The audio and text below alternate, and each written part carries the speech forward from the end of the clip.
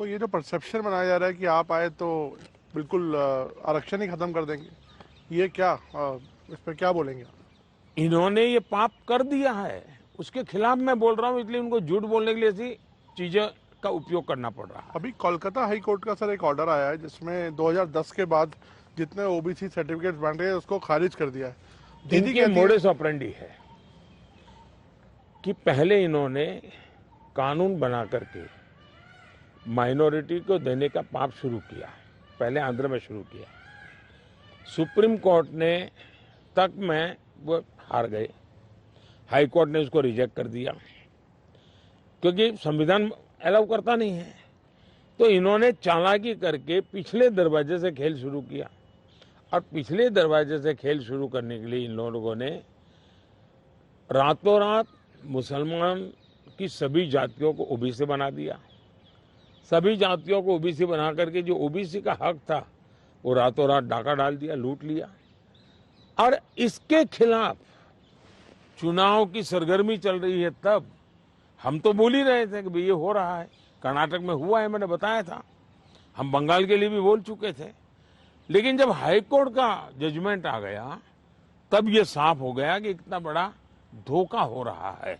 लेकिन इससे भी दुर्भाग्य की बात है कि इतना बड़ा वोट बैंक की राजनीति करने के लिए वे अब इनको भी गाली दे रहे हैं, जुडिशरी को गाली दे रहे हैं, न्यायपालिका को गाली दे रहे हैं, और वो यहां तक कह रहे हैं कि कुछ भी हो जाए हम कोर्ट की बात मानने वाले नहीं है।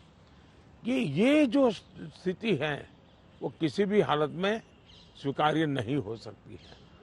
सर केजरीवाल जी अभी जब जेल से बाहर आए तो उन्होंने कहा कि प्रधानमंत्री जी ही तय करते हैं कि कौन जेल जाएगा। वो कहते हैं सोरेन को और मुझे उनके इशारे पे जेल में डाला गया। अच्छा होगा ये लोग संविधान पढ़ ले, देश के कानून नियम पढ़ ले, मुझे किसी को कुछ कहने की जरूरत नहीं है।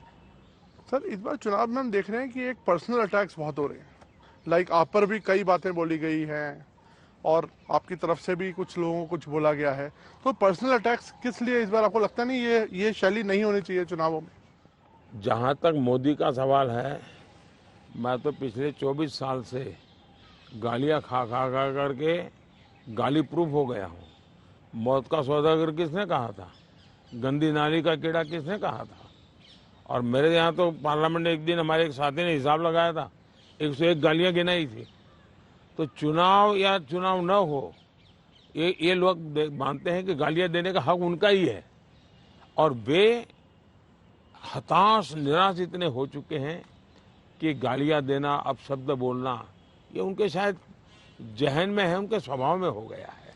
प्रधानमंत्री जी एक आरोप विपक्ष और लगा रहा है कि ईडी, आईटी, सीबीआई इसका इस्तेमाल किया जा रहा है विरोधियों को दबाने के लिए। मेरा मीडिया को सवाल है कि विपक्ष ने आपको ये कूड़ा कचरा पकड़ा दिया, वो कूड़ा कचरा लेकर के आप हमारे पास पहुंच जाते हैं। मीडिया वाले रिसर्च करें कि भाई सरकार के लिए क्या सवाल पूछने चाहिए, प्रधानमंत्री को क्या सवाल पूछना चाहिए। जो कूड़ा कचरा फेंक रहा है उसको पूछो ना, भाई तुम ये जो कह रहे इसका सबूत क्या है, कानून नियम क्या है, उसको पूछो ना। उसकी आपकी हिम्मत नहीं है। लेकिन वो जो कूड़ा कचरा फेंकते हैं, वो कूड़ा कचरा लेकर के आप मेरे यहाँ आते हैं। ये ठीक है कि मैं रिसाइकल के मानता हूं, तो मैं इस कूड़े कचरे का रिसाइकल करके उसको खाद में परिवर्तित कर दूंगा और उसमें से देश के लिए कुछ न कुछ अच्छी चीजें पैदा कर दूंगा, इसलिए वो तो मैं करूंगा। लेकिन सरकार क्या करती है? आज गांव के सरपंच को चेकबुक पर सही करने का अधिकार होता है, देश के प्रधानमंत्री को नहीं है। ये इतना नॉलेज नहीं है इन लोगों को। देश के प्रधानमंत्री के पास इस प्रकार का कोई अधिकार नहीं होता है। मोदी सरकार का मैंडेट क्या है? मोदी सरकार ने अपने अफसरों को कहा है कि मेरी सरकार करप्शन के विषय में जीरो टॉलरेंस। अब ये दफ्तर के अंदर बैठे हुए लोगों का काम है कि उसको लागू करें।